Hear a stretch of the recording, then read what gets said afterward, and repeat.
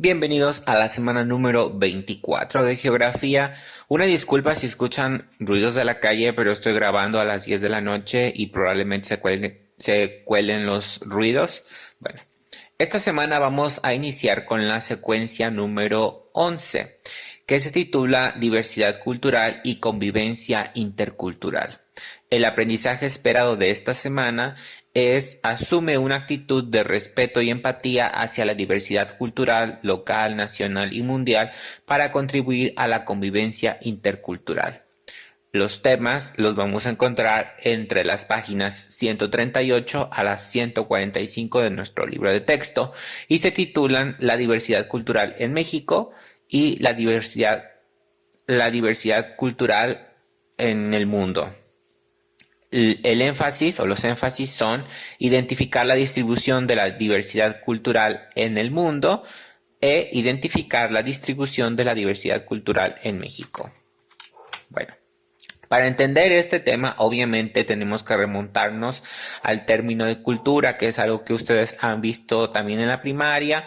Es algo realmente complejo porque no hay como una definición exacta. Hay muchas definiciones e interpretaciones sobre lo que es la cultura, pero básicamente este término se utiliza para designar al conjunto de modos de vida y costumbres, valores, símbolos, habilidades, conocimientos y grados de desarrollo artístico, científico e industrial que se transforman a lo largo del tiempo. En otras palabras y de manera masticada para que lo puedan entender, es básicamente lo que hace particular a cada uno de los individuos y lo que hace particular a cada uno de los grupos de individuos con características similares.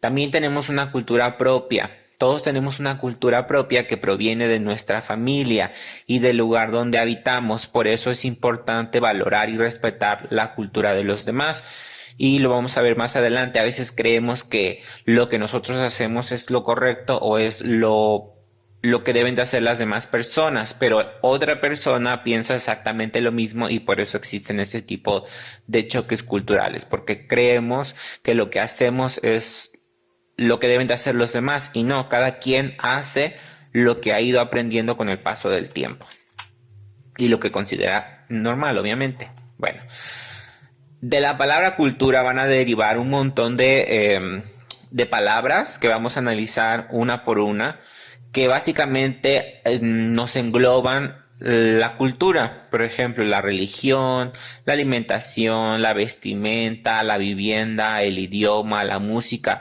todos estos elementos nos de manera conjunta y aunado a muchos más que no podemos meter porque la exposición sería muy larga, el video sería muy largo, nos hacen o nos dan o nos otorgan una cultura propia. Cada uno, todas las personas tienen algo o pequeñas partes de estos elementos, pero al ser distintos, pues tenemos culturas distintas, ¿sí? Por ejemplo, la religión. La religión básicamente es el conjunto de creencias, manifestaciones de fe y culto a seres divinos o a un ser divino o a una deidad. Tenemos varias religiones a nivel mundial. Sí, la religión predominante en México es el cristianismo. Recuerden que la religión se llama cristianismo porque el Dios al que se venera se llama Cristo o Jesús. Dentro del cristianismo vamos a encontrar un montón de ramificaciones y ahí vienen los católicos, los protestantes, los evangélicos y todas las demás denominaciones, ¿no? No se llama en general católicos, sino se llama cristianos y dentro de ese grupo pues hay un montón, como les digo, de ramas. Dependiendo de la parte del mundo donde nos encontremos, va a haber una mayoría de una religión o de otra. Hay partes del mundo o continentes incluso donde en lugar de ser mayoría cristiana son mayoría islámica o mayoría budista o mayoría hinduista en algunos países, por ejemplo, ¿no? Pero hay un sinfín de religiones y cada uno considera que su religión es la verdadera, que cada quien tiene la verdad, y es una verdad relativa porque es lo que nos han ido enseñando y que hemos ido aprendiendo con el paso del tiempo, pero cada ser posee una religión distinta y tiene sus propias características. La alimentación también es algo muy característico y esto es bastante interesante. Podríamos tardarnos horas hablando de cada uno, pero vamos rápido para que el video no sea tardado. La alimentación básicamente es, hablando en términos culturales, qué comen, cómo lo comen, cuándo lo comen y cuánto comen de X producto. Aquí en las imágenes les puse 4 imágenes de algún alimento que sirve como acompañante de la comida en general. En México estamos acostumbrados a comer todo con tortilla. Sí, hasta el espagueti hay personas que se lo comen con tortilla. En otras partes del mundo, pues no existe la tortilla como tal. Existe a lo mejor algún alimento que se asemeja a la tortilla, no porque nos hayan copiado, porque de hecho, pues no tienen en otras partes del mundo maíz, utilizan otros elementos, otros alimentos. Pero, por ejemplo, hay especie de panes que se rellenan no como el pan de nosotros, sino como pan de agua. Por ejemplo, en Francia, en lugar de comer con tortilla, utilizan el baguette, que es como un pan alargado. Y hay otras partes del mundo en donde ellos no conciben comer el alimento encima de algo que se asemeje a una tortilla. Entonces, ellos tienen aceptadamente comer con la mano, es algo muy normal para ellos, ¿no? Como en la foto que está ahí, ellos simplemente, obviamente, se tienen que lavar bien las manos, tienen las manos limpias, la mano derecha, que es la que es para comer, porque en algunas partes del mundo tampoco existe el papel del baño o es algo muy raro. Entonces, la mano izquierda es la sucia, ya saben para qué, y la mano derecha es la que se utiliza para saludar a las personas o para comer, ¿sí? En términos de, bueno, todavía hay tiempo, podemos seguir la alimentación. Aquí en México es muy normal, esto me parece que se los mencioné al principio del curso, es muy normal que a los niños desde pequeños se les da comida picante. Los dulces tienen picante, la comida chatarra tiene picante, la comida en casa tiene picante. Entonces nuestro paladar se va adecuando o se va adaptando a este tipo de comida. Sin embargo, en otras partes del mundo, cuando vienen a México, se les hace súper extraño que a los dulces les pongan picante porque no es algo que sea normal. Ellos consideran que el dulce es dulce y la comida picante, aunque les parezca extraña, pues sí existe, pero no es algo tan normal para ellos, ¿no? O que hayan, por ejemplo, en Japón o en culturas asiáticas, la cena se realiza a las 6 de la tarde, 7 como mucho. Y aquí en México, los puestos de tacos cierran en la madrugada, porque hay mucha gente que se va en la madrugada a comer tacos, porque culturalmente es aceptado cenar muy muy tarde y luego se van, se acuestan y hasta pesadillas tienen, ¿no? Por este tipo de hábitos que para otras culturas no son nada saludables ni normales y para nosotros es algo muy normalizado. En cuestiones de vestimenta, lo mismo, para nosotros puede ser muy extraño ver la vestimenta, por ejemplo, ceremonial de Japón, donde utilizan un kimono, las mujeres, que son ropas muy muy pesadas y que es muy difícil caminar con ellas, y a lo mejor para ellos es casi chusco o muy increíble ver a una joven de 15 años que se ponga uno de estos vestidos tan impresionantes y tan grandes para celebrar una fiesta que dura unas cuantas horas y que el vestido les puede costar quizá más de 10,000 pesos, ¿no? Entonces son cuestiones que nosotros a veces asimilamos como normales, pero si nos ponemos en los zapatos de otras personas son totalmente extrañas e incomprensibles, pero es parte de nuestra cultura. En otras partes del mundo también, esto va de la mano de la religión, las mujeres no pueden andar en la calle enseñando más que los ojos. Si enseñan, por ejemplo, el cabello, estarían faltando a su religión. En partes muy conservadoras, por ejemplo, del Islam, si las mujeres musulmanas, porque tienen que ser musulmanas, eh, se muestran en la calle, pues pueden ser acreedoras hasta sanciones de latigazos, las pueden incluso hasta apedrear en la calle por faltar a su religión, ¿no? Y en la otra foto tenemos al rey de Inglaterra y a su segunda esposa, me parece, que utilizan la prenda tradicional escocesa, es como una falda. Para nosotros lo vemos a simple vista y es un hombre y una mujer vistiendo una falda. Sin embargo, para ellos, de forma cultural, no es una falda, es como un traje típico y es algo que deben de respetar las demás personas del mundo porque pues es parte de su cultura. Es como que alguien vea raro a, no sé, a alguien que viste de mariachi. Eso es parte de nuestra cultura mexicana, sin embargo, en otros países puede ser bastante extraño, ¿no? En cuestiones de vivienda también es muy curioso que no todos los países o no todas las ciudades presentan el mismo tipo de vivienda, sino que dependiendo del lugar donde nos encontremos, requiere ciertos elementos o está diseñada de manera específica para ciertas condiciones. Por ejemplo, nosotros en México estamos acostumbrados a construir, bueno, la mayor parte de las viviendas son de material de block y cemento. ¿Por qué?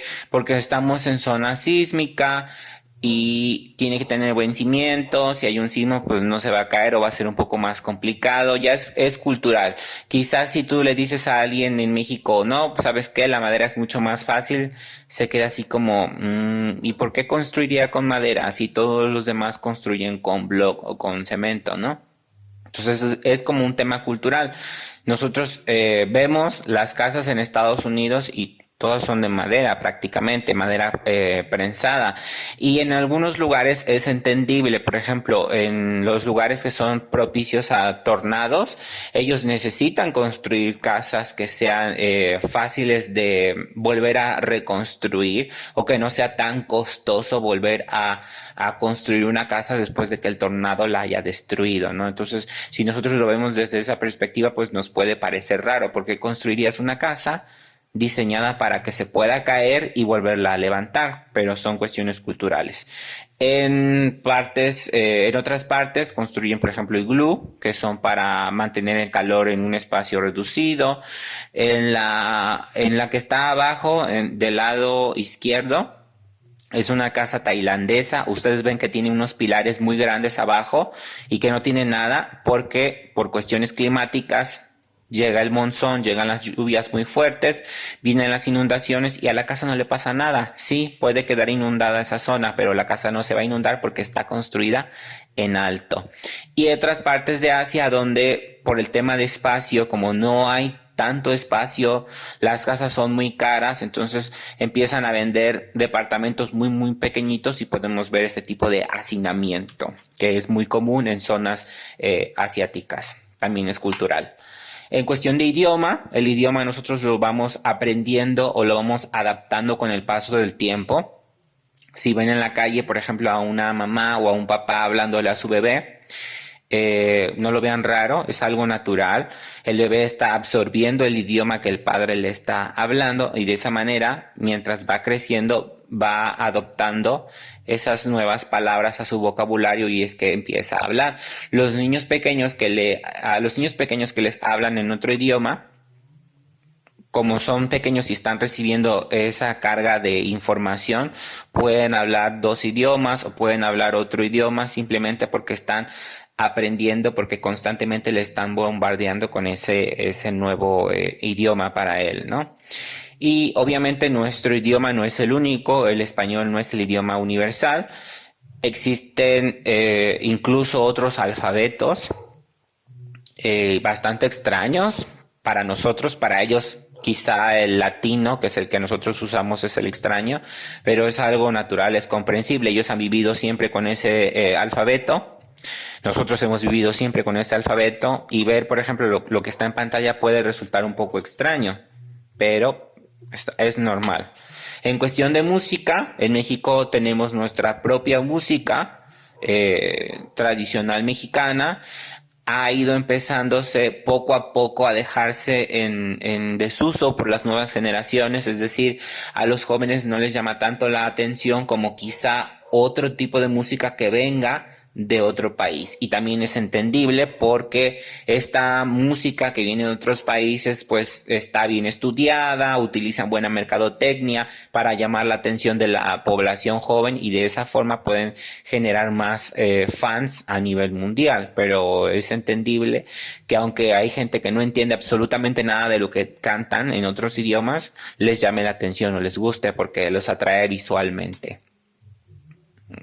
En el tema cultural, no podemos dejar de lado la palabra multiculturalidad, que básicamente es la existencia de varias culturas que conviven en un mismo espacio físico, geográfico, social.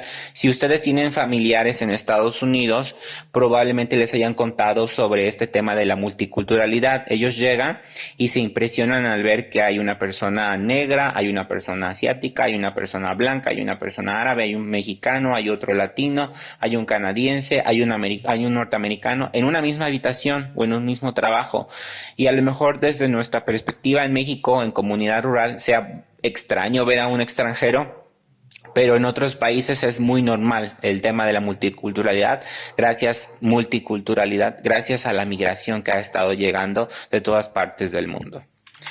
Luego tenemos la transculturalidad, que básicamente ocurre cuando un grupo de personas recibe y adopta las formas culturales que provienen de otro grupo. Aquí en México aunque no todos lo celebran, el Día de Muertos, por cuestiones religiosas o por distintas convicciones, es muy normal que, por ejemplo, las generaciones jóvenes opten por celebrar Halloween, que es en fechas similares, y el Día de Muertos quede en desuso o no sea algo tan importante.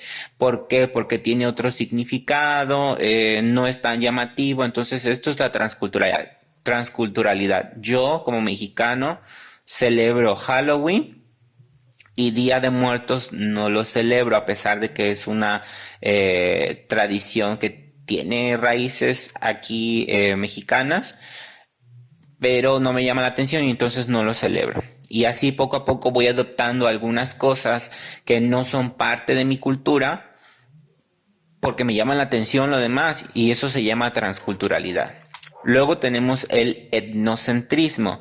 Básicamente es creer que tu cultura es mejor que la de los demás. Lo que pasó aquí en América cuando llegaron los colonizadores y le dijeron a los indios, no, a los indígenas, les dijeron, les vamos a meter en nuestra religión, porque la de ustedes no sirve.